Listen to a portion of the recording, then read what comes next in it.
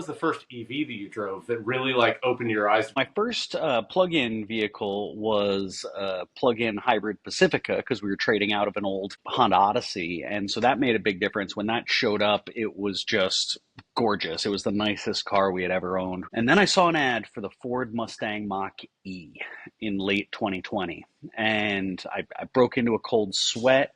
My heart fell into my stomach. I knew I was in love. Got a first edition, bought that car, and it transformed my understanding of driving.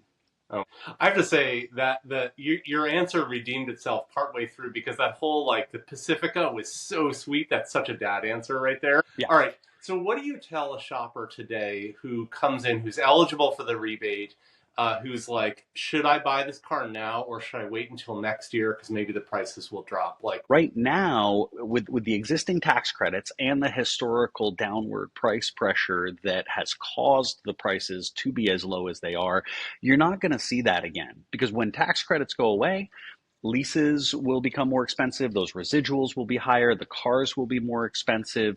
And so right now is a golden opportunity to take advantage of these vehicles. I think in a year from now, overall prices are going to be higher. paint me a picture of how you're going to spend the last 12 hours of Tuesday, September 30th. What's your day going to be?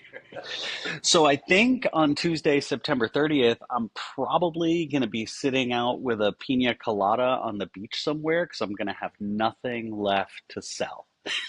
I mean, really, what's been happening is every single vehicle that qualifies for the tax credit is not lasting very long here.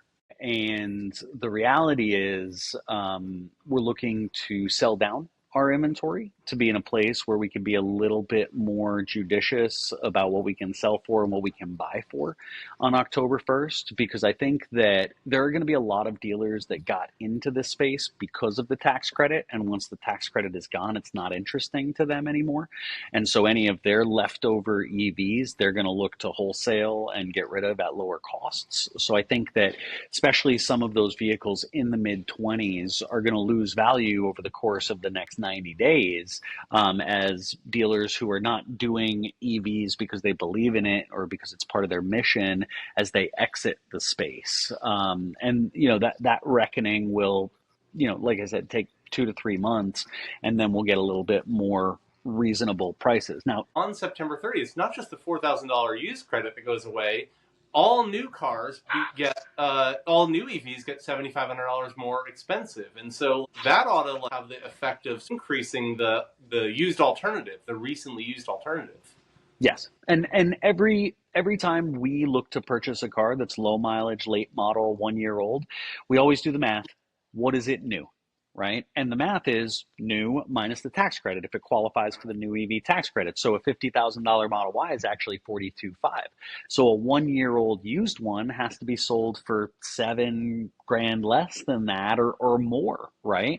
So you've got to be down there. But when that goes away, the price of a new one goes up to 50, right? And so now you don't have to be at 32 to 34 on a 1 year old Model Y. You can be at 38 to 40, right? Yeah, easy to imagine that the 1 year old cars go up in price because they're a near alternative to the new car, which is going to go up in price because of the tariffs and because of the lack of $7,500 on the new side.